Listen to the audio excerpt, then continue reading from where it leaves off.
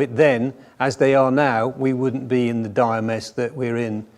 Having said that, being at COP, and I'm sure you've been following some of the proceedings, there are some optimistic signs this year. I think the Brits have done a good job and they've organised it well. And what we're seeing now is the consolidation of actions outside the COP. So instead of being bogged down in a conversation with hundreds of people, some of whom, say from Saudi Arabia, for instance, would be totally destructive for most of the time and just block proceedings. Now you're seeing these coalitions of the willing springing up outside the COP, but kind of bolted onto it.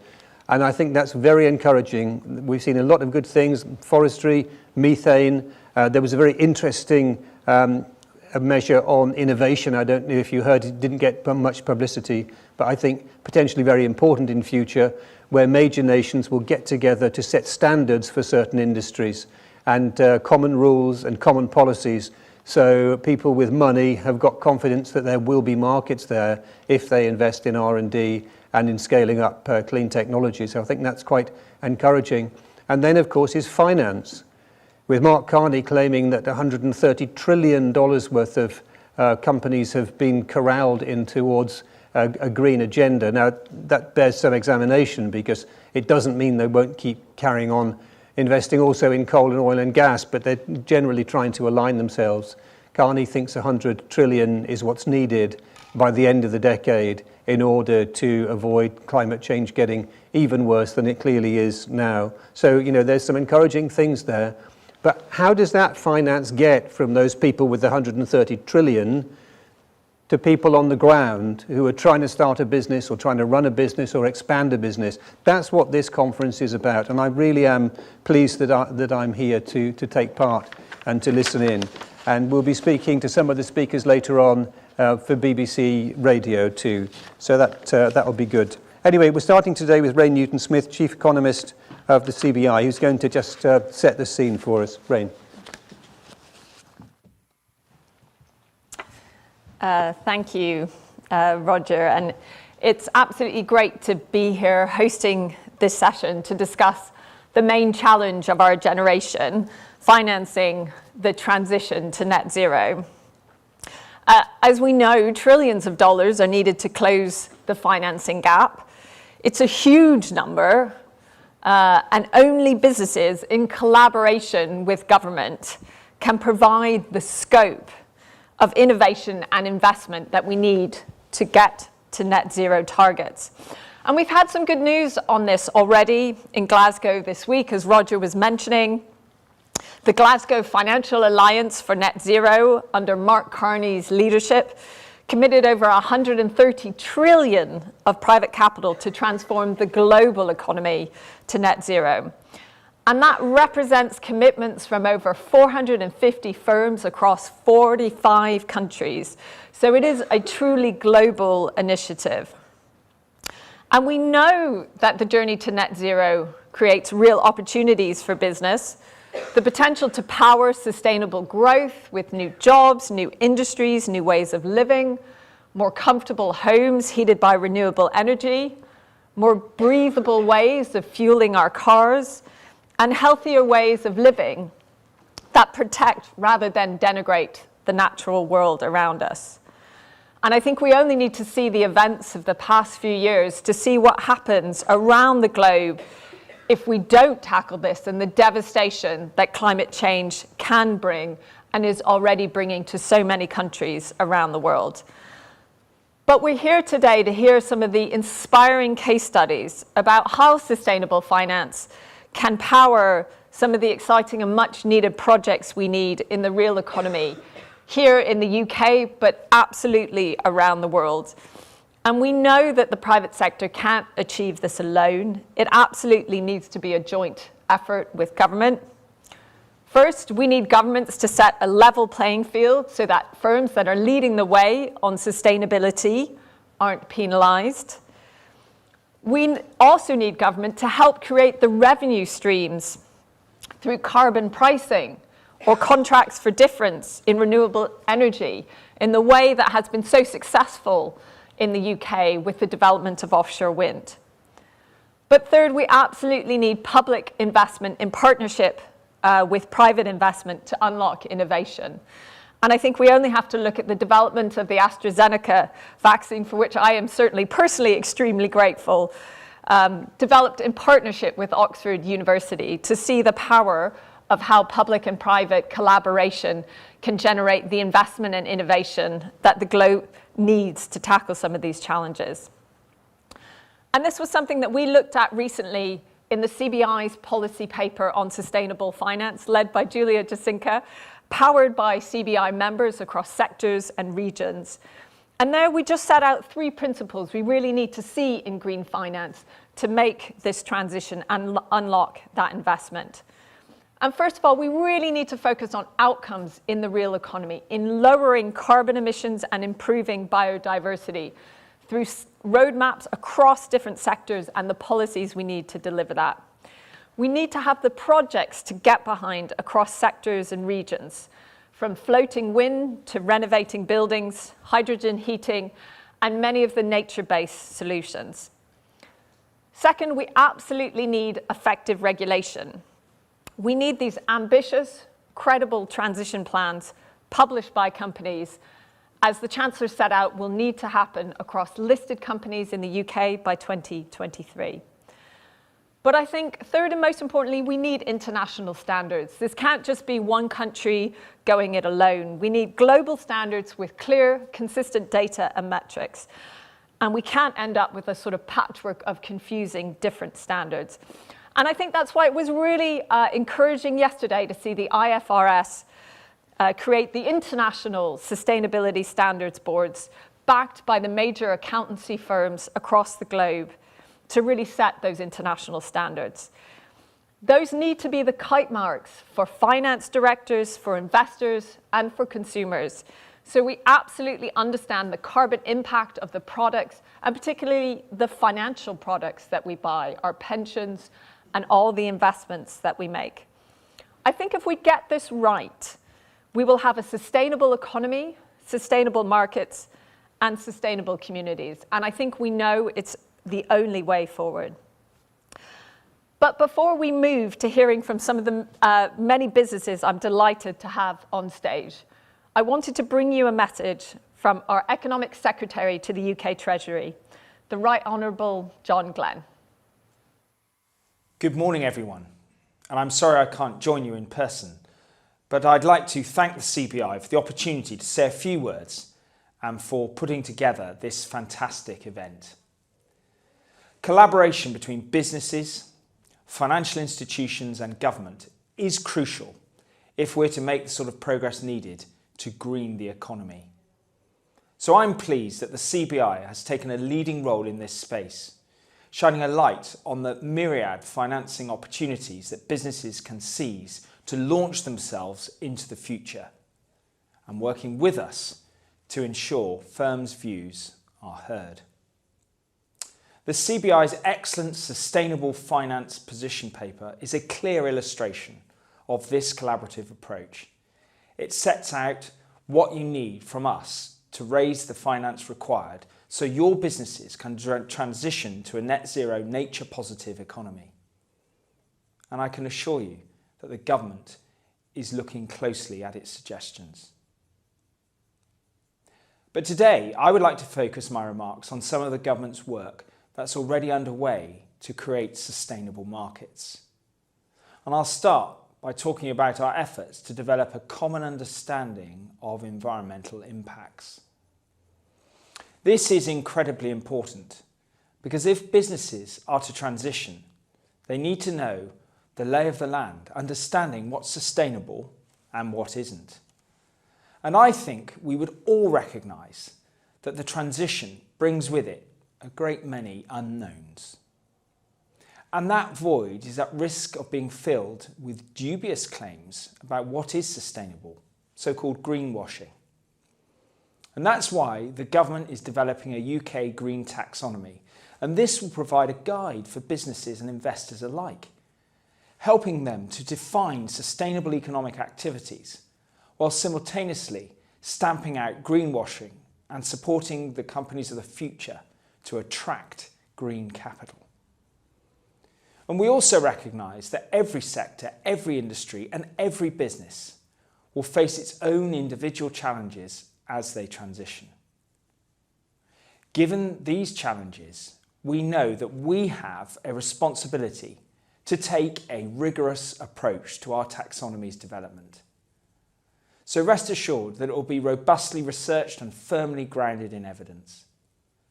Such an approach is vital to the taxonomy's success.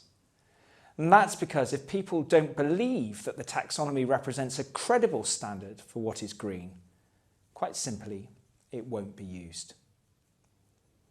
We've also been careful to ensure that the taxonomy is as accessible and as user-friendly as it possibly can be. We'll give businesses plenty of notice of when requirements will come into force, and we'll set out regulatory guidance and develop presentational tools to make it easier to apply.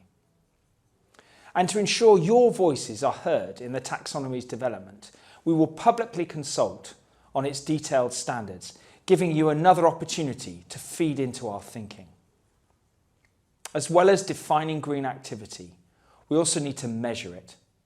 High quality, reliable and comparable data is key to understanding the full range of environmental risks businesses face and create. So we're focused on developing clear, consistent and usable sustainability disclosures and metrics. These disclosures aren't just good for the climate, they're good for businesses. They will allow larger companies to pinpoint the opportunities and risks they'll encounter in their transition.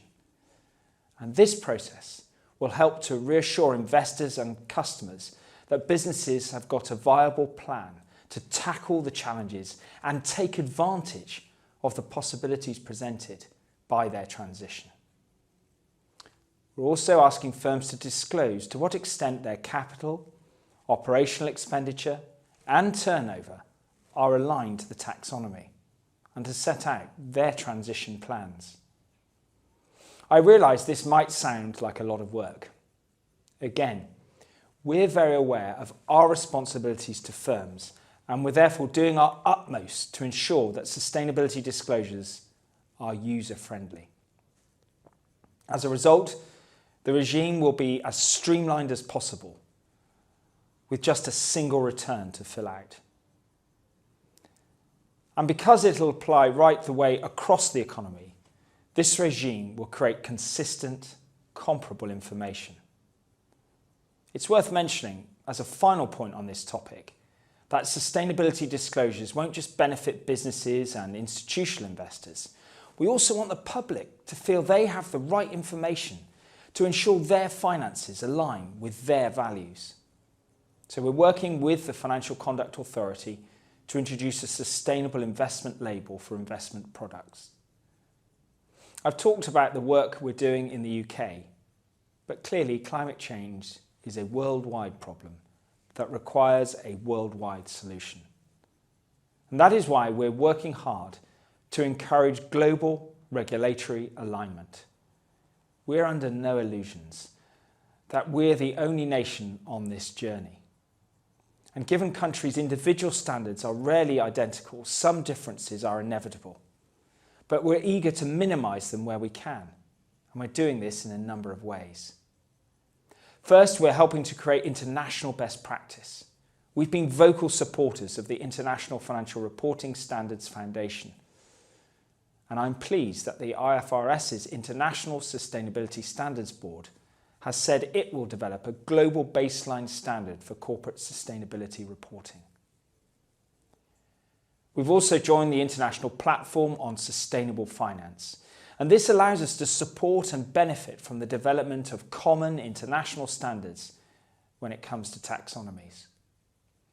We're already seeing some of our work to champion international best practice coming to fruition. And as part of the 2021 UK G7 presidency, we've secured ambitious commitments on sustainability reporting. This was an impressive achievement, and that's particularly so, given this was the first time that climate and the environment have been tabled for substantive discussion in the Finance Minister's track. Finally, we're not just calling for the rollout of international best practice, we're implementing it domestically too.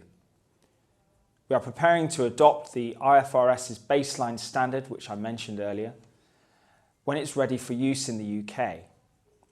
Its introduction will ensure that we are aligned with international best practice and minimise compliance costs. And in the meantime, our sustainability disclosure requirements are firmly aligned with the recommendations of the Task Force on Climate-Related Financial Disclosures, TCFD. I'll stop there. I feel like I've covered a lot of ground in a short space of time, but that's testament, I hope, to how hard the government is pushing on this. So thank you for listening to me. I hope you'll agree that the measures we're taking will increase green investment and reward the companies which are facilitating the transition. Okay, so that's John Glenn, Minister of State and Economic Secretary. I mean, he talked about how much he covered, and he certainly did cover an awful lot. And there is absolutely no doubt about the complexity of this issue. And it's going to be left to guys like you to sort this out and make it work at the ground level. So there's an awful lot of work to be done. I mean, that he just put me in mind there of the imagine the amount of work there is to setting international standards and how many potentially years of negotiations which could go on about whether one product was favoured over another or one method over another. And by the time they'd finished, they would have been superseded by another product anyway. So we're really in difficulty here in terms of timescales because we need to make radical cuts in CO2 before 2030. And that means there has to be supercharged effort to get these sort of standards agreed and to get people like you understanding what you need to do in order to progress. Well, hopefully, after the end of this session, we will be a bit better informed. So we're going to have now John Godfrey, Corporate Affairs Director for Legal & General, who've been interested in this sphere for a very long time, I know, who's going to give the first case study, but also our sponsors welcome. Well, thank you, Roger, and good morning, everybody. Thank you for coming along.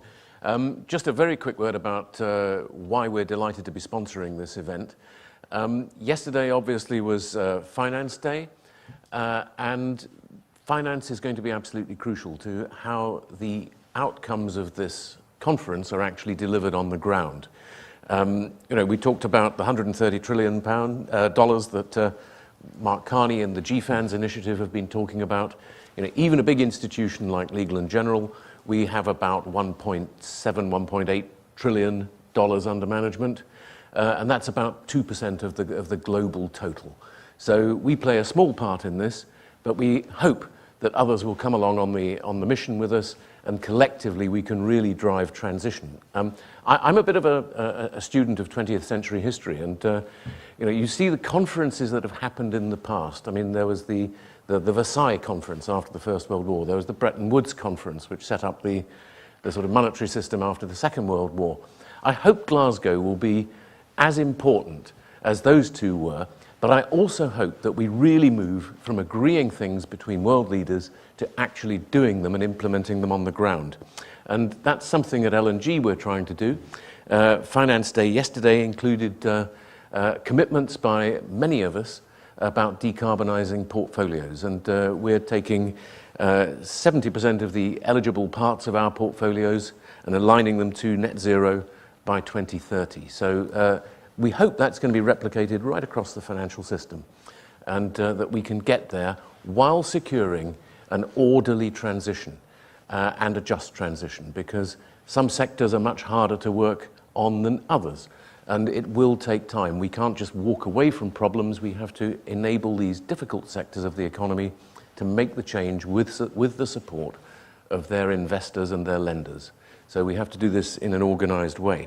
So that's really my message as the sponsors of this event. We're delighted to be working with the CBI because they are deep thinkers about these issues. They're also busy doers around these issues. Lord Bilimoria and Tony Danker and their colleagues are doing a terrific job to steer UK business in the right direction and to help provide the information and the answers that you need. So that's really it from a sponsorship perspective, but I wanted to kick off some of the fantastic case studies that are going to be presented to you this morning, with a little word about what we're doing in one corner of our business, which we think is rather interesting. We're quite a big house builder. Over the next 5 years or so, we'll generate 50,000 homes in the UK, and they will be across the build-to-sell space, they'll be across the build-to-rent space, they will be in the social and affordable housing space, they'll be in later life living, and we're also moving into modular construction. So we're a sort of waterfront provider of housing. And we've taken the decision that all of our new build housing is going to be operational net zero from 2030. And that means we have to look at how we build the infrastructure for those new homes. So we've invested in ground source and air source heat pumps. We've invested also in new types of modular construction, which are super energy efficient. We have a big factory in Leeds capable of turning out 3,000 units per year of modular housing, and all of that is rated at EPC A standard for energy efficiency, which puts it in the top sort of 1 to 1.5%, 2% of UK homes. And these are precision-built new homes, and they will be super energy efficient and therefore super cheap to run for the people who are going to live in them. And we think that this is a real step forward. The house building sector in the UK is about £19 billion in total of annual economic activity. And it creates a lot of jobs. It is crucial to how we design healthier and more environmentally friendly places. And we need to move it forward so that it not only complies with what we need to do in environmental terms, but also what we need to do in health terms and in the creation of good places where people want to live, work and play in new cities. So one of the things we're doing in here is in later life living. We're creating one of our inspired villages, which is a sort of retirement community, if you like, in Bedfordshire. And that one, it's £120 million roughly of gross development value in that project. That one is going to be carbon neutral. It's going to be the UK's first carbon neutral retirement community. It will include photovoltaic solar panels. It will include improved fabric and insulation of the buildings. It will include heat recovery and ground source heating provision. So this, we think, is going to be a big step forward. It's environmentally important, but this type of retirement community is also important in health terms and in quality of life terms. We've found that with our inspired villages so far, and there are about 900 or so residents of these communities across the UK, we've found that there's a 46% reduction in GP visits amongst this older community. We found amongst that population of about 900 people, we had 2 deaths from COVID, which is a tiny proportion of the total. And we also know that when we create these communities, and this particular one in Bedfordshire will drive the creation of about 1,000 jobs in the construction and the operational side. So, you know, this is a real step forward to create this carbon neutral, net zero retirement community. More broadly, the creation of the modular house building industry could be, for the UK, a huge new industrial sector. We base our factory in Leeds, it's near Leeds, Selby, and it's now providing houses as far afield as Bristol and Kent. And we think there could be a huge new sector, principally across the north of England, building precision-built homes for the UK as a whole. And this, we think, could be environmentally and in climate terms incredibly important. It's time we moved forward from just building homes in the way that we've built them since effectively ancient Egyptian times. We need to have this precision-built factory approach to doing it. We think this could be an important cluster in industrial terms for the north of England. It could be important in industrial terms for other parts of the country as well. And we will push forward with those activities. Now, just the final thing on this is about housing generally. Housing in the UK, domestic housing, is about somewhere between 20 and 25% of our total emissions. Even by 2040, 2050, most of the housing that exists in the UK is housing that has been built already. So while we can alter the quality and the environmental impact of the new flow of housing into the market, we have to think hard about the stock of existing housing. And this is a really knotty problem. You know, how do you create a right methodology and a right economic framework for retrofitting? You know, the government has had several goes at this, and none of them terribly successful so far. We're thinking hard about it. We're working with local authorities to try to find solutions for this. And if we can do it, this will be one of the really big impacts. Now, we haven't sorted it out yet, but this is exactly the sort of area where we need cross-industry, cross-sector collaboration between finance, between operational businesses, between those who can actually make the modifications to homes we need. So we think this is one of the great challenges that I would set in front of the meeting today, and anybody has a good idea about how to really retrofit houses and reduce those emissions, please come and talk to us, because we'd love to hear about it. So I will leave it there, because you've got some fantastic businesses being showcased this morning, and we're delighted to be supporting and sponsoring this particular event. So thank you very much.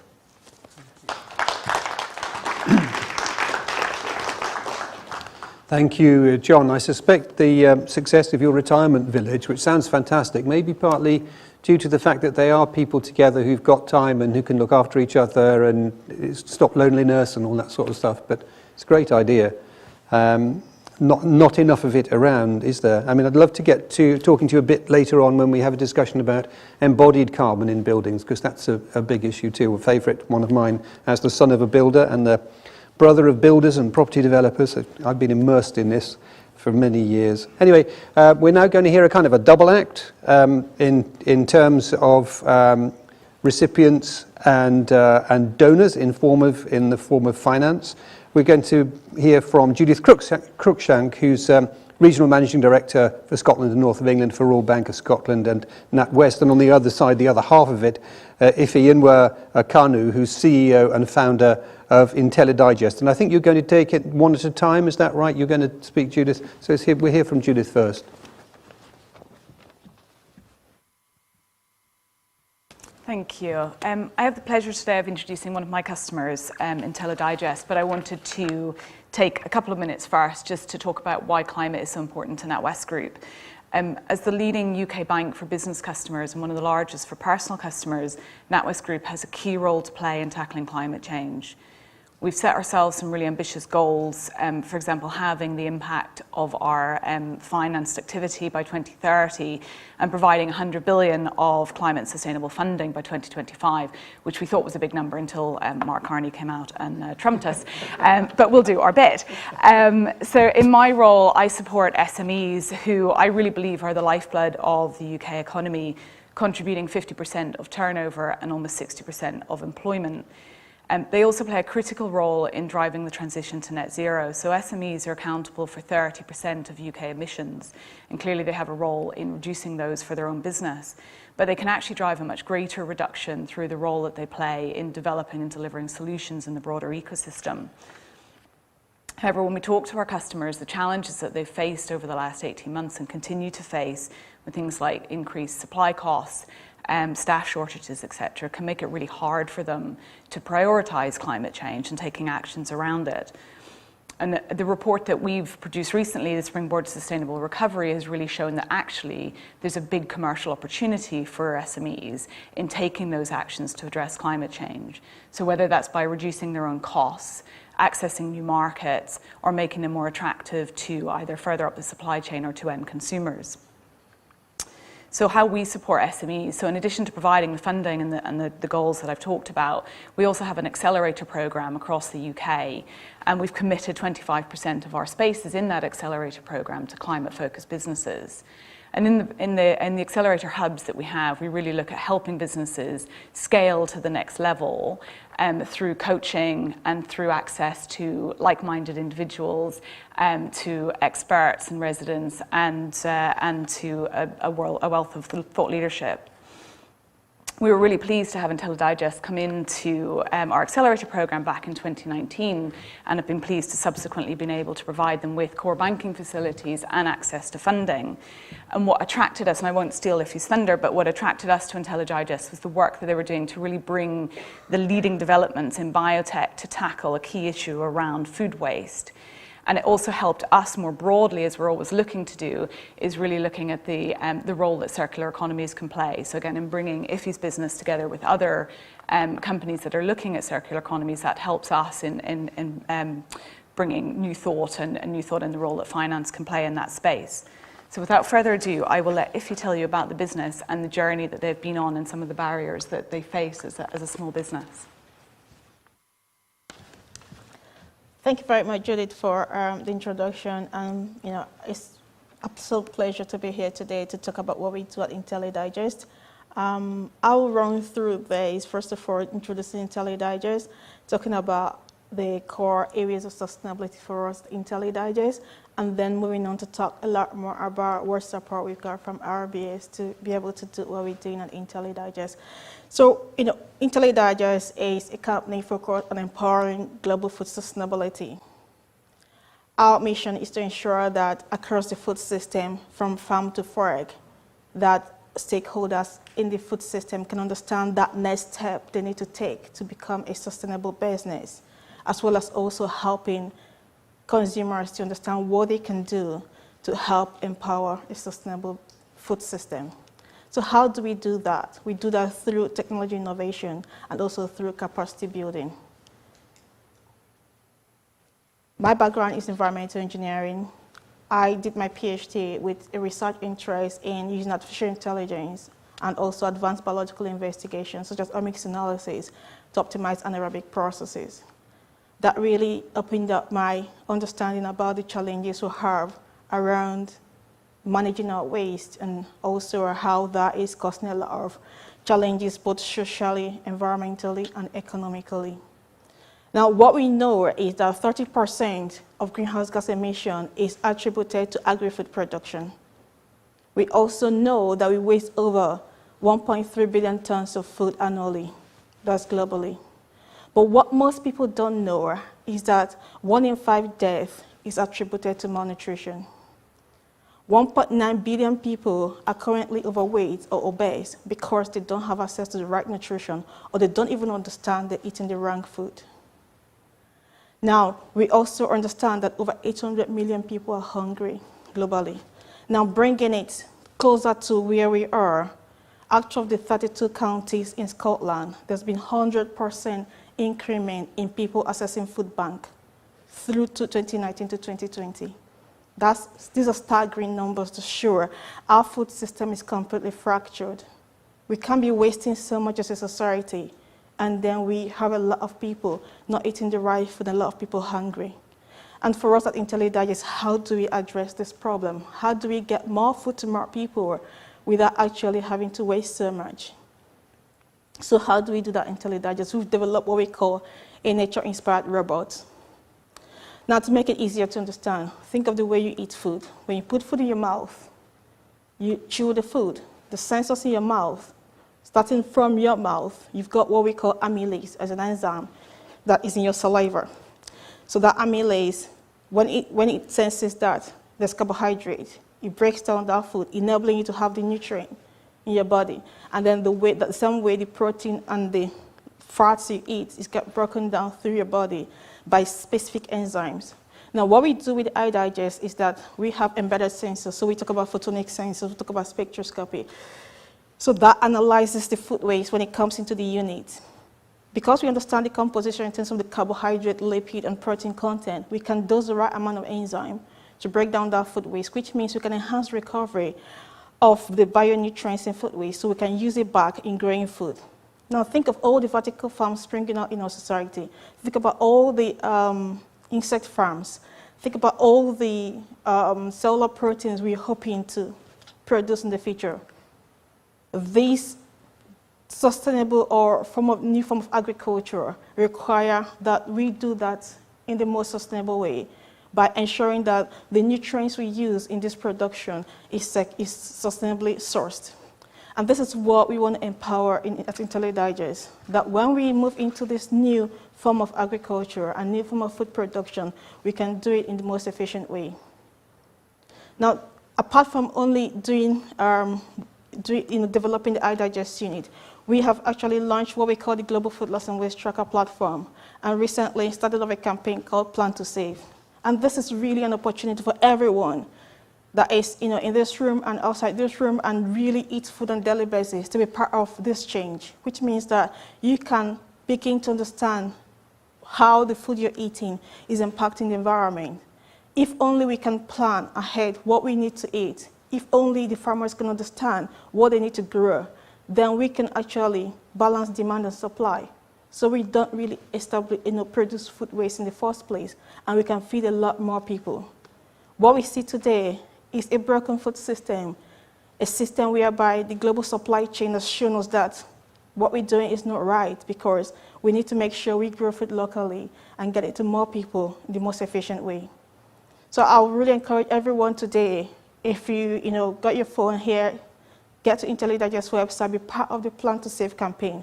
That will be your contribution to ensuring that we have a sustainable food system for the future, that we all kind of eat almost the same thing on a weekly basis, and only if we can help the farmers understand what they're growing and then grow that more sustainably, then we can eliminate some of the 30% contribution in agri-food production that we have today.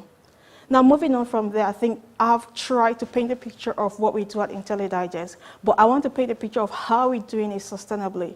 Now, for us at Untitled Digest, the 6 pillars of sustainability is core to what we do.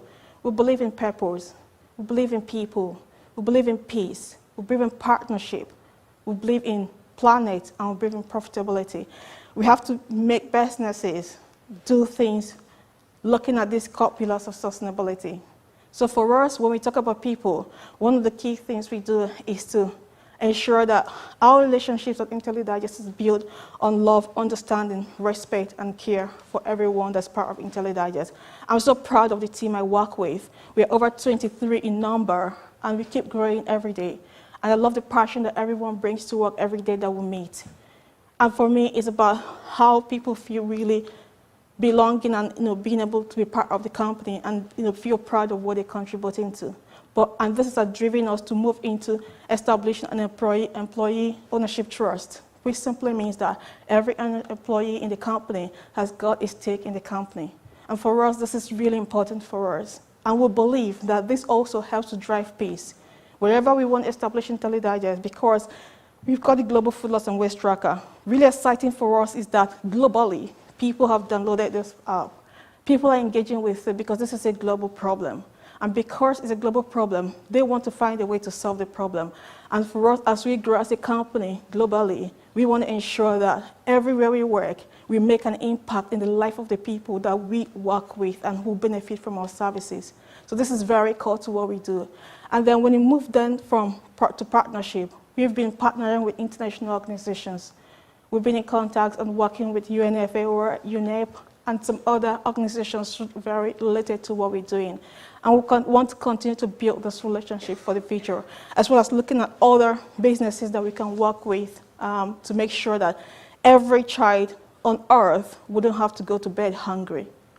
Now, if we move from partnership and move into planet, this is really important to us. It's all about net zero. It's all about how can we achieve net zero.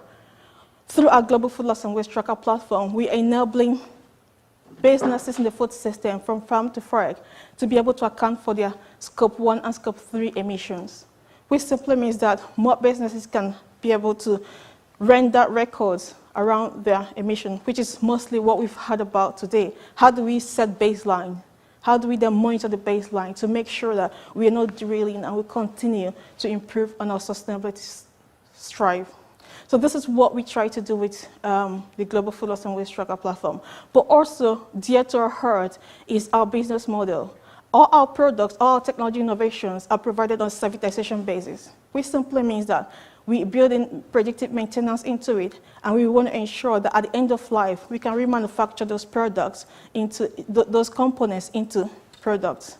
And I'm going to touch a little bit on this, when we go to profitability. I really love the fact that we've got people with very strong financial backgrounds here, and it worries me that our accounting principles today does not really support a circular system. It doesn't support sustainability.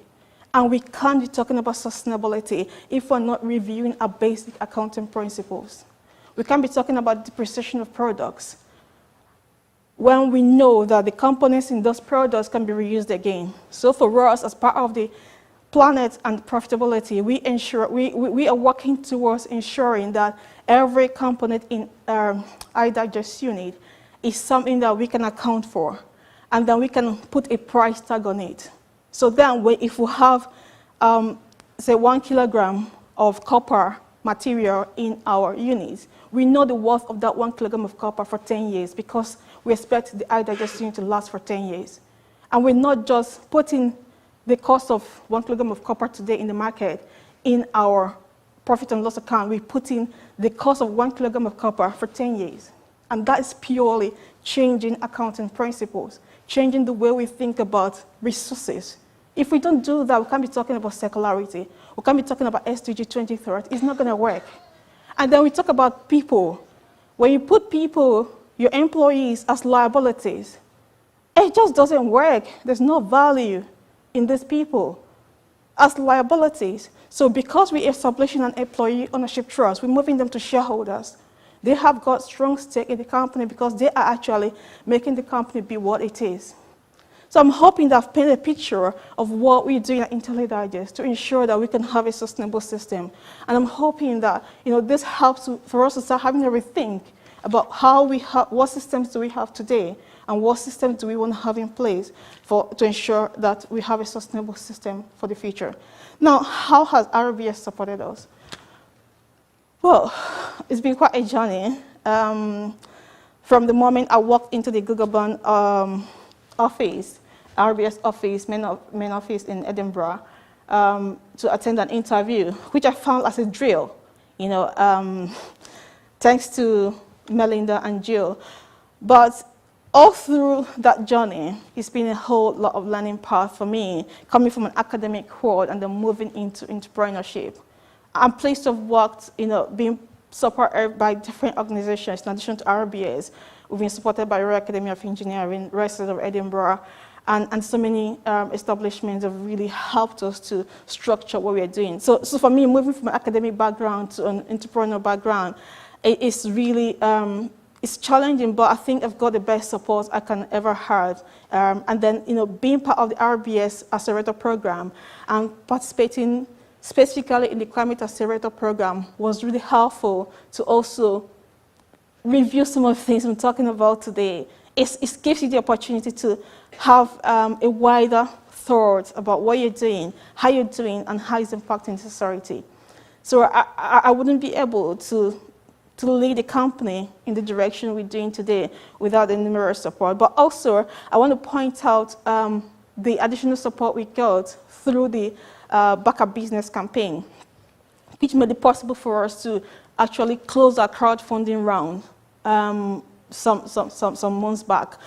And that has been really useful fund because it is very much targeted to helping female-led businesses, which, we all know the numbers, we all know the statistics, with regards to funding available to female-led businesses, and being able to get the additional funding to close our crowdfunding round was really super helpful to us. And as we start our business, having a facility where we can work from within a network of other close-minded people who understand what you're going through and really supporting you through that journey was super helpful. So I really do want to take this opportunity to thank RBS for the amazing support they've provided for Untitled Digest through the Climate Accelerator Program, to the Backup Business funding support, and also the additional supports we've got through different other funding opportunities that's come through RBS. And I'm definitely looking towards the future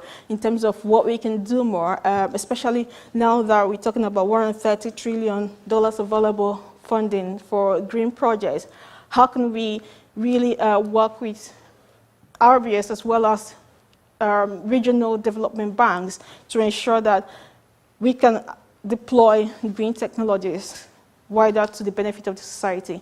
Thank you so much for listening today, and yeah, I'm looking forward to further conversation from here.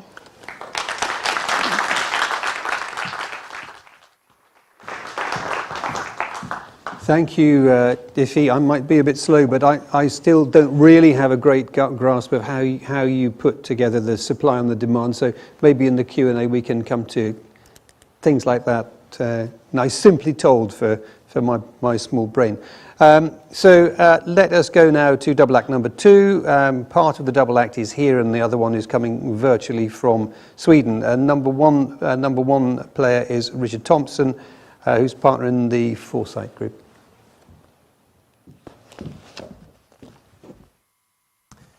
Thanks, Roger. Good morning, everybody. So I wanted to give you the perspective of an infrastructure fund manager in sustainable investing. So Foresight are a leading sustainability-focused private equity and infrastructure fund manager. We're headquartered in the UK. We have operations across Europe and Australia. And what we do is we wrap our investment themes around our investment strategies around the themes affecting society. So whether that be decarbonisation of the power system, decarbonisation of transport, decarbonisation of the production of food, to the decarbonisation of industrial processes. We do that through our investment funds. So I manage an infrastructure fund that's investing in the energy transition. So not just investing in renewable energy, but also investing in the infrastructure that's required to help integrate that into the grid. So balancing the intermittency of renewable generation through batteries, linking up different national power markets to have a greater interconnected power market, helping to use low carbon power from Norway to displace gas generation in the UK through undersea interconnector cables. We're also investing in natural capital. We have the first London market listed natural capital vehicle investing in UK commercial forestry assets and afforestation schemes. Those afforestation schemes will take carbon out of the atmosphere whilst also enhancing the biodiversity of where the projects exist. So through these funds, we are looking to drive strong investment returns for our investors whilst delivering measurable, sustainable impact. Private equity clearly has a big role to play in furthering the decarbonisation of the power system. It needs to coexist alongside strong regulation. So, we've moved past a tipping point now where renewables needed to be subsidised, where they were not cost competitive. Renewables are now the cheapest form of generation for 2/3 of the world's population. So that's not what is now holding up the energy transition, particularly in Europe. But it's actually the integration of that into the grid. So that's why we're investing into things like storage, pumped hydro, looking at hydrogen investment as a way of storing power. Regulation is key. Whilst we don't need subsidies to support renewables now, what we do need is strong, clear regulation that helps to take away instances of market failure to enable the building of long-duration storage in the UK, and that's something that we are talking to Ofgem and BEIS about to sort of unlock projects in that sector. In terms of the case study I want to talk about, through the Energy Transition Fund I mentioned, we invested in a 230 megawatt wind farm in Sweden. That project is one of the larger projects to be developed in the Swedish market. It's a project that uses the largest onshore wind turbine in the world, so getting more decarbonisation output through a smaller amount of land required for those assets. That's a project that required over 200 million euros of capital. we brought in that capital firstly through our fund, but also we brought in co-investment from pension funds in Norway, Sweden, the UK, and also Spain to invest alongside us. So that was a real effort to sort of unlock that capital and to deliver strong decarbonisation outcomes in Sweden. We've got Linus Hag, who's our development partner on that project, joining us from Sweden. So perhaps if I hand over to Linus now.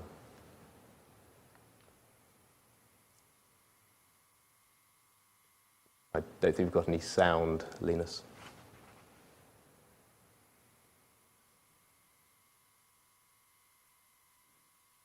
Thank you very much, Richard, and thank you for inviting me to participate in this session. I'm very pleased to be here. I am Linus Hag, CFO of Arise. We are a developer of renewable energy assets in the Nordics, UK and Poland, principally wind and solar assets, but also some storage that Richard alluded to as well.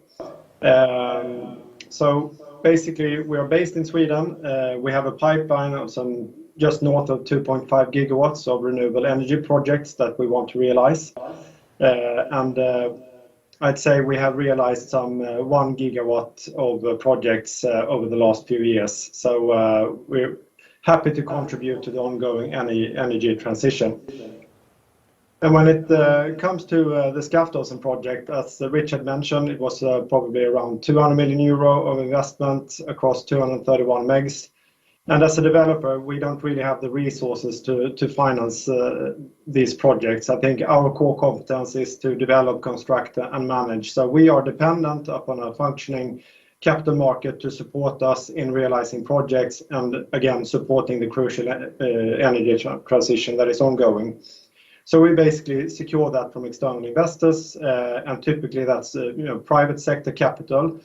And we see that the private sector capital has a huge role to play in funneling capital into projects, because I think a crucial part in realizing project is that it's sort of a complex web of interdependencies, and it requires not only insight to the asset class and sort of access to capital, but it requires a knowledgeable investors that can gauge sort of any risks associated with the assets and how you structure it, because otherwise you won't get the flexibility you need to realize a project, because you're in the hands of strict regulations from permitting, you're in the hands of you need access to grid, and that's on a tight time schedule, etc. So it is important to have an intermediary to make sure that we can get capital allocated in an efficient manner. And I think that's what we see when we access capital through the private markets.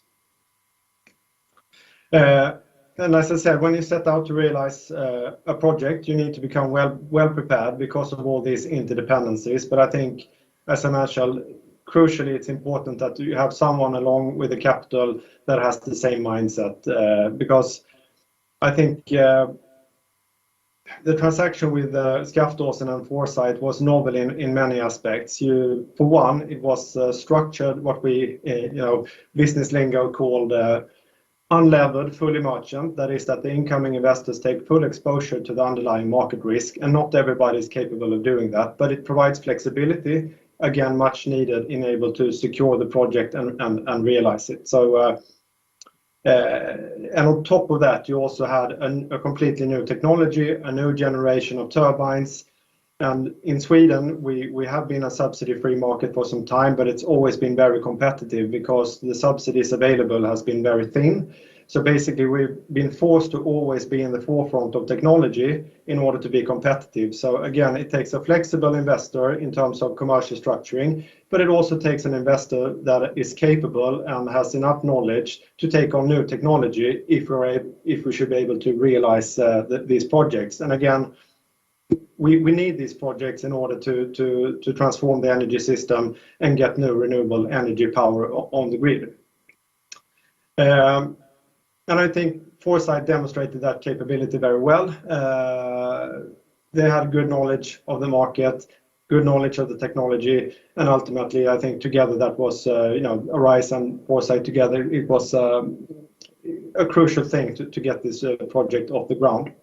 And I think you can add some perspective to that. If you backtrack 5 or 10 years, this market has developed quite a lot, because back in those days, a project had to be structured like this. It had to fit certain criteria of X, Y, and Z.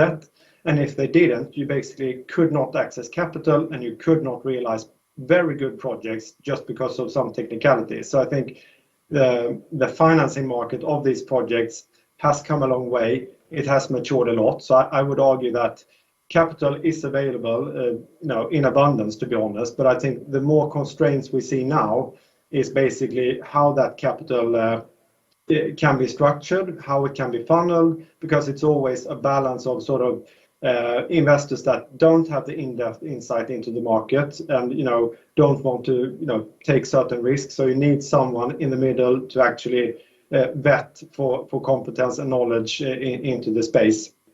And secondly, the regulatory part of things, as Richard mentioned, with grid access, grid stability, and not the least permitting process to make sure that you have a rule of law that is transparent in order to successfully realize more project and more green energy.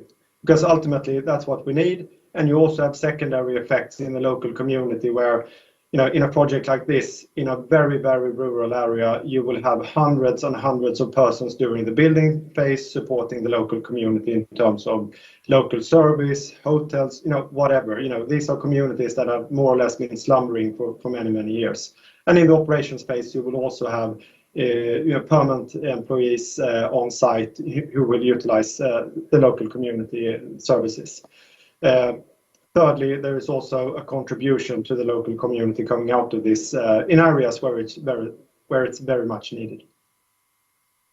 Thank you, Linus. And just to finish off, when assessing this project, we ran this project through our own evaluation tool for the sustainable characteristics of the investment, and that looks at the sustainable development contribution, it looks at the environmental footprint, it looks at social welfare, governance, and third-party interactions. So looking into the supply chain, looking at the contribution to the local community that Linus touched on, and it's all those factors that attracted us to this particular investment. And we structured the contracts, including the management contract, with a rise. To ensure that we have the right data coming out of the assets and we're able to monitor the sustainable contribution over time, and we are required to report that to our investors. But hopefully a good example of sustainable finance in action. Thank you. Can I talk to Linus? Linus, can you hear me? This is Roger, the moderator. Yes, I can hear you fine. Yeah, great. I just wanted to ask you a quick question before we let you go. Thank you for that. How did you know to go to Foresight? I mean, why go to Foresight and not anyone else? Did you have a long search for finance? Just fill me in a bit.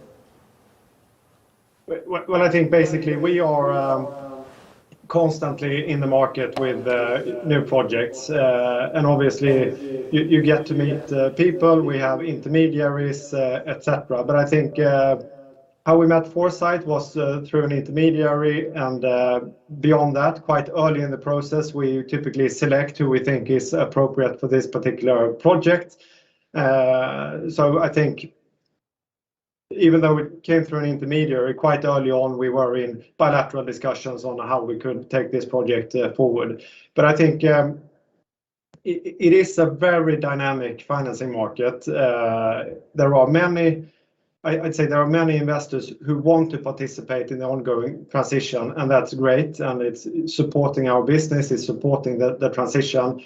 But of course, it's always a challenge to identify and partner up with the right investors. I'm not saying that there are bad investors, that's not what I mean at all, but I think the nature of our projects, the nature of a renewable project is such that the more sort of constraints you put around it from a financing point of view, the more complex it is to realize and the higher the risk to actually getting it realized becomes. So for us, it's a balance of finding obviously only investors that make sense for us from a commercial point of view, but equally important that we can actually realize a project. And I think we established that quite early on with Foresight.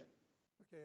And as time goes on and the technology improves and becomes more reliable and the financing becomes more reliable, is this all going to become easier?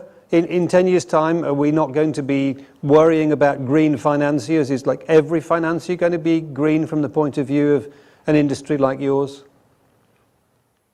Yes, I think we can only look to ourselves. We issued our first green bond in 2014 to finance our own business, and I think back in those days, the fact that it was green, nobody took notice of that. Whereas it's become sort of a hygiene factor currently to have. If you issue, it has to be. If you issue debt or raise debt from banks, etc., it has to be SRI compliant in some way or the other. So definitely, I think this is important, and for us, it means that investors that look at our projects, basically become, or more and more capital becomes allocated into the space that we are active in, which means that more and more, investors become, come up to speed and knowledgeable about assets, understand risks, understand sort of underlying market dynamics, and that is all positive because that makes it much easier to secure financing for projects. So I think from a financing point of view, we've been on a journey that has made the financing more flexible and more appropriate for the means. I think what may become more of an issue, I think, is permitting process, grid stability, and the willingness and ability for TSOs basically to keep up pace with the development in the industry. And TSO is national grid providers. Okay, thank you very much, Linus.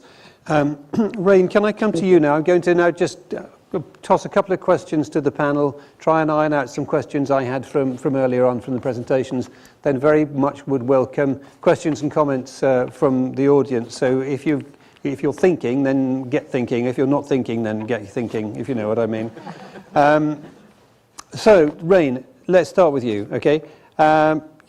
Yesterday, big day, finance day, we just heard three really quite different examples.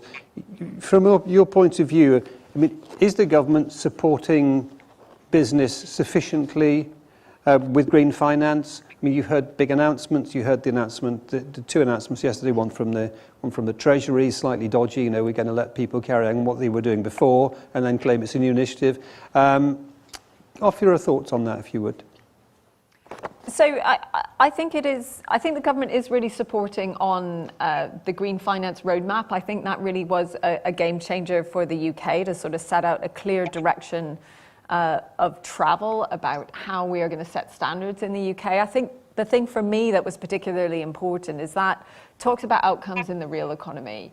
So I think when we talk about green finance, there's a danger we focus only on what people might call kind of pure play green finance, and the reality is we live in a complicated world, and it's very difficult to distinguish something which is purely green. And I think they talked about examples like we need to look at the steel that's manufactured in a wind turbine, right? We all know that wind energy is really important source of renewable energy, but that requires materials which have carbon embodied within the product. But we want the turbines to be produced in a way which is as low carbon as possible. So look at the best in class manufacturing processes which are really circular, which reduce the carbon embodied within that steel as much as possible. And who's going to be doing that? Is business going to be doing that? It's Is the government going to be doing it, right? But I think, and it's, it was great to hear about Linus around some of the engineering. It's the engineers in the world, like Ife and others, who actually come up with the technologies. But I think what you. But I mean, who's going to make it happen? For me, it's about businesses on the ground. But I think you do need, as we've heard, the regulation to be clear and the standards so that investors and consumers know what carbon is embodied within different products and investments that they are making. So I think you need the standard setting on the one hand, you need policy frameworks to set out decarbonization across different sectors. But ultimately, it's the businesses who are operating on the ground who will set their own targets for net zero and how they will get there. And it's about the transition from where we are now to those, the net zero targets. It's about the transition plans that I think are really important. And I do think it's a good move that the UK is thinking about not just how companies report where they are now, but what are the credible transition plans for how you're going to reduce your carbon footprint? Do you not worry that, as it's all voluntary, that loads of companies will just say, oh, no thanks, or others will come in and, throw in some greenwashing initiatives and there won't be anything really to check them out? Well, I think what we're seeing is not all of it will be voluntary. I mean, the Chancellor yesterday was talking about, any listed company will need to publish their transition plans. There was a bit of confusion over that. He said that, but then you look at the Treasury documents and they say it's all voluntary. It's under the Q&A. Will it be mandatory? No. Well, I think as you go forward, I think we're seeing more of that happening. And I think one of the things we have to watch, right, is that you're not creating some distortions, right, between companies that are listed and private companies which are not. We have some great examples, today of some of the private companies that are really, pushing the boundaries and really focused on some of these sustainable investments. But you need to make sure that they're not penalized from some private companies that aren't subject to the same amount of scrutiny. So I think you need both. I think you do need some mandatory disclosures, but I think what really drives the behavior change is the positives. It's the consumer demand, it's clients, it's where we all invest our pensions. It's us asking the questions about where our pensions are invested and making choices in our real lives. What cars are we driving? How are we heating our homes? And are we using a private jet to fly for dinner with Charles Moore? That sort of thing. Exactly. I won't take you through. I actually had a dream last night. He wrote a really unpleasant column about me in the paper the other day, Charles Moore. He's a climate skeptic and he keeps complaining about me being worried about the climate on the Today programme. And so when I heard Boris had gone to dinner with him, I didn't quite know what to think. Maybe he's going to say, look, Charles, settle down. This environment stuff, it hasn't been made up by green pixies. I suppose, Roger, but you've seen the journey over the course of your career, right? What I think feels very different, and this is the first COP that I've been at, is just that I think businesses on the ground are the ones, there's a lot of energy, pardon the pun, that's really coming from businesses themselves who want to make these commitments, who want to have the regulations to help us get there and want to see the policies. And I think there is quite a strong demand for that tangible action from businesses, and I think that momentum has just really grown astronomically in recent years. Okay, thank you. John, I want to come to you and ask you about where you think the role of government is here and whether you're getting enough. I mean, clearly there's a massive increase in recent years in interest in this, particularly from the Treasury and BEIS. Have they gone far enough? How far do they have to go? What's needed? Give me an idea. Well, I think the role of government really in this is to set a policy framework and to create a few policy shoves and nudges to move people in the right direction. I mean, government is very good at setting policy. It's less good at actually implementing stuff. The exception to that, in a way, is local government, who are at the sort of front line of delivering, for example, on greener places, on greener housing, and all of those things. They're doers as well as thinkers. But the real impetus for this, I think, is exactly what Rain has said, that it is about the weight of money. And if you think about an organisation like LNG, we have committed to move 70% of our eligible portfolios to a net zero alignment, which means that we will be going and looking at investing in companies that are on that journey with us, and we'll be sort of engaging with them, and it's engagement with consequences. And for companies that are working in the field doing whatever they're doing, they know that ultimately the level of investment in their businesses and therefore their cost of capital will depend on them having a credible transition plan. And the transition point is really important because, again, Rain alluded to it. If you go suddenly from where we are now to investing in the greenest, shiniest things and disinvesting in everything else, it is disorderly, it's messy, it has horrible social consequences. So we have to work with companies to get them on an orderly and just transition framework where they're brown businesses to go from brown to olive to green, where they're already green businesses to help them scale up and grow and to generate that whole economy transition. So you're 30% then of non-green. What sort of industries are they and why are you staying with them? Well, the way we look at this is the portfolio consists of shares, of debt, and of derivatives, and some of them are government bonds. And the piece that we've said is not eligible for this particular calculation is the derivatives and government bonds, because there isn't an accurate way of measuring what a sovereign is doing in its transition program. So it's all those things where we have influence are the ones that we're moving to a net zero aligned trajectory. So the 70% then, would that exclude, like, you know, somebody said, oh, I've got this oil license in Cambo, chuck us a few billion? Well, no, it wouldn't work like that. I mean, we would engage with all those industries. And if you're an industry which is working in the hydrocarbon energy space, you know, the debate would be about, so what is your plan? Over what time are you going to implement it? And, you know, when should we come back and talk to you more seriously about whether you're implementing it or not? And, you know, there are quite a lot of case studies of companies which actually do respond, because, you know, money does talk. And you can generate some really good responses. I mean, there are at least half a dozen companies which we have really pushed in the right direction over the last few years on this. Would you feel free to talk about them? Yeah, I can give you some examples. I mean, there was an insurance company which said climate change was irrelevant to its operations in Hong Kong. What was that called? Well, I wouldn't want to name all the names, but they changed their direction and their policy on this. There was a Japanese car manufacturer who, again, put some much more stringent environmental practices into the way they built their cars. That changed. We talked to all the oil majors about this, and some of them we find more collaborative than others. Again, I don't want to sort of name names. No, but you should keep these names in a little book, so when you retire, you can spill the beans. But you know, the pressure from institutional investors, it can be colossal to achieve change, and right. You know, I think we sort of need to know that, you know, there's never been more money in the world than there is now, and therefore people react to the weight of pension money, the weight of institutional money, and so on. So you can get stuff done. The last point on this that I would make is something John Glenn was talking about, which is the importance of accurate data, metrics, disclosure, and rules around how this stuff is accounted for. Because, you know, if you can't measure things accurately, then you can't really influence change, and you're subject to people's, you know, attempts at greenwashing or putting the best spin on things they can do. So if you have much better data, including right down to asset level, then you can actually really generate change as an investor. And that's one of the things that's so important, which I'm delighted the Treasury is doing. That's the kind of thing government can really usefully do.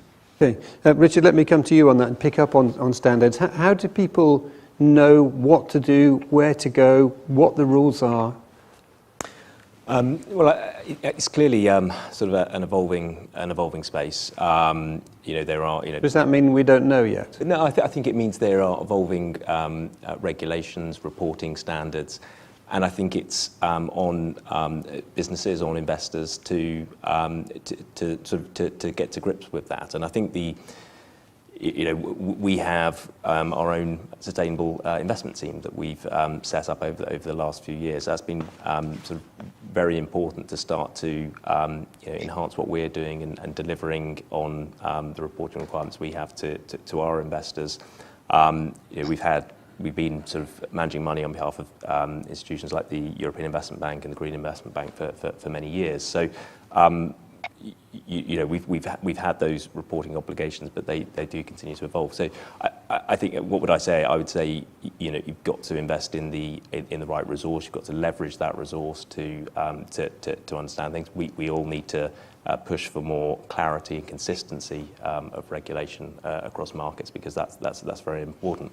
I think maybe just touching back on the capital point, I think you know, as well as this kind of wall of capital being an enabler for the transition, actually the ability for you know, private equity and other forms of capital to withhold finance from institutions is another sort of very powerful thing for sort of pushing forward this agenda.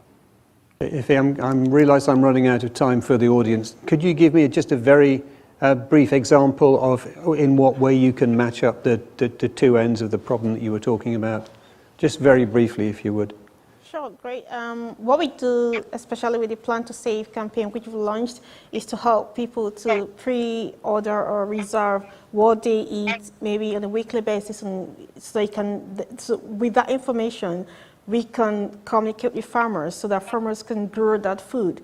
So assuming that we know that within the city of Edinburgh, we have 1,000 people who may need to eat, say 1,000 kilograms of carrots within a month, the month of June, say June 2022. What we will do is to ensure that we have farmers within the Edinburgh city who can produce that 1,000 kilogram of carrot for those consumers who need it. So that means that those consumers are having access to more fresh, locally produced food. And hopefully, this food is produced in a more sustainable way using bionutrients rather than the current way we do produce food. And what that also drives for the future is that we can then start, it makes it possible to go into more regenerative agriculture, which means that you can have things like crop rotation, because some farmer can grow carrots, can grow peas within the same land, and then can rotate that depending on the nutrient consumption that the soil uses for the different crops. So it's just improving the way we grow food and also improving people's attitude to food. Now, how does that... Thank you. Let me stop you there because that's really clear, except I would love to talk later, because what happens if I want a cabbage, not a carrot? And I just wake up today thinking, I've got a cabbage. Feels like a cabbage sort of a day. Anyway, we'll talk about that later. Let me take some questions and answers. Gentleman there with the blue mask. Let's start with him. Let's take just a few, and because we're running out of time. So, gentleman here, and then the guy here also with a blue mask, and the man there with the blue mask. Is there a theme here? Yes, so just keep it very short if you would, because we are running out of time. Yeah, sure. So my name is José Lasuen from Institutional Investors Group on Climate Change. We are the European membership body for investor collaboration on climate change. And first of all, congrats to the panel. I think it was very interesting, and you covered very, very interesting topics there. But my question is on this one of the energy efficiency, reducing food waste, circular economy, etc. And the question is really what interventions policymakers need to do to actually value that circular economy, that food waste, that generally the energy efficiency, etc. So what are specific policy interventions the policymakers need to do? Thank you. So there was a guy here. Down. Thank you. For legal and general, you mentioned about decarbonizing to 2030. How are you tracking and communicating that to your investors? Okay, thank you. Good and short question. Yeah.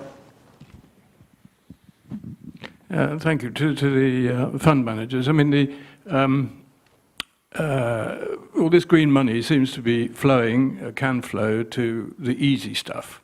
But for decarbonization, the technologies that talked about most regularly are carbon capture and storage, SMRs, hydrogen, and so forth.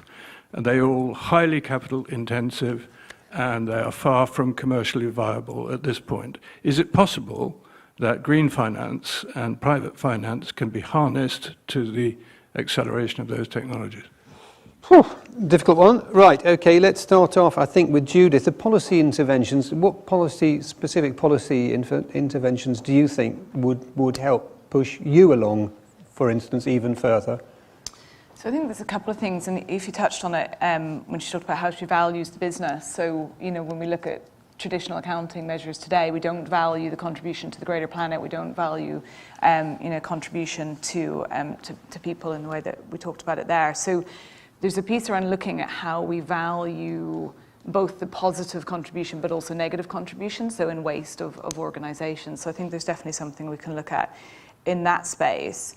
I think for me, I completely agree that the role of government is in setting policies.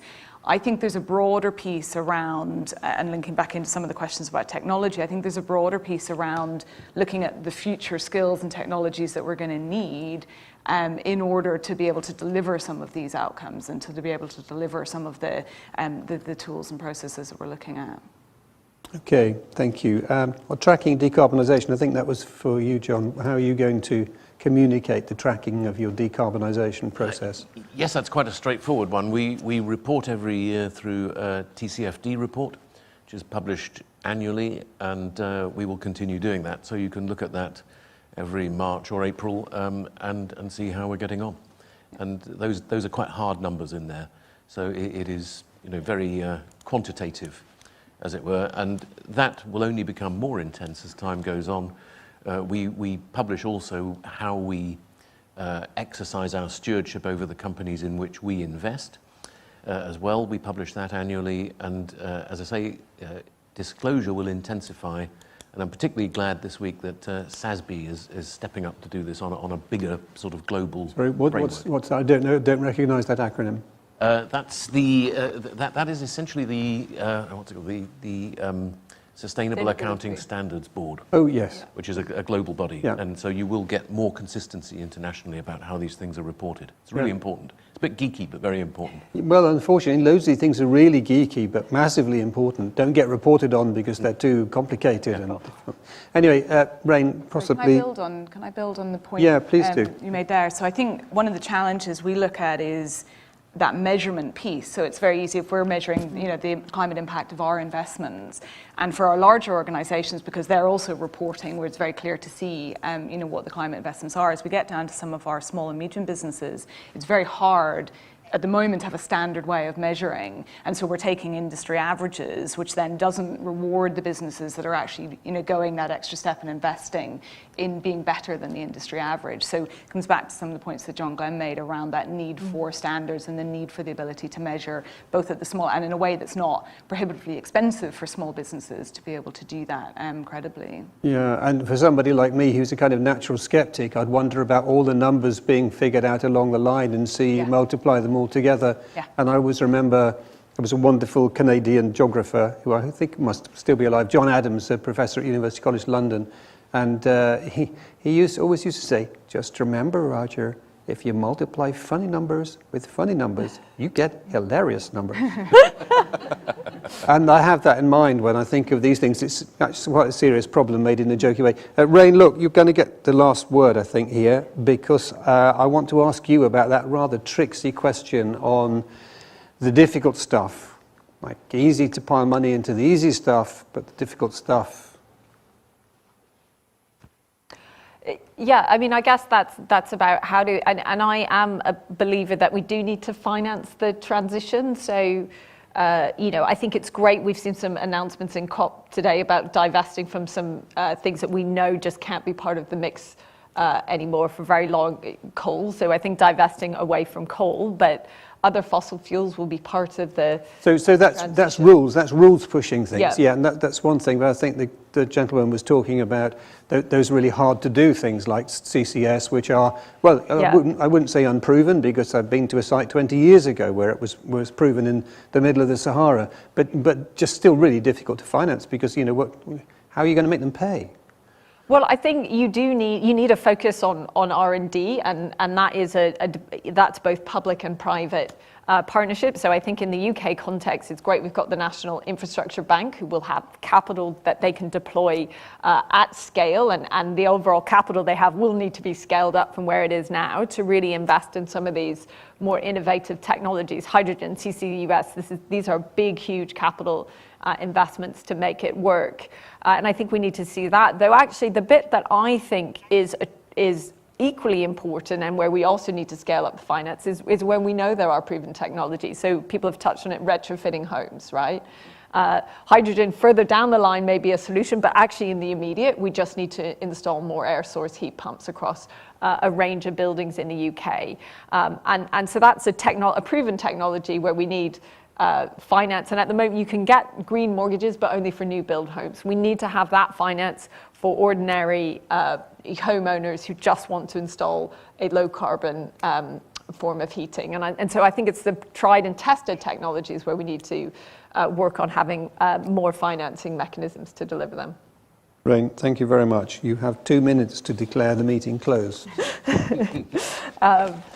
So look, I think it's been an absolutely fascinating discussion. I think we've had some amazing case studies. It was great to hear, Ife, about what you've been doing around matching that food supply and food demand, and really having the production so that we don't have problems of waste and hunger around us. And great to hear from Richard as well in terms of some of the engineers and developing some of the renewable energy and how you do that at scale across different countries.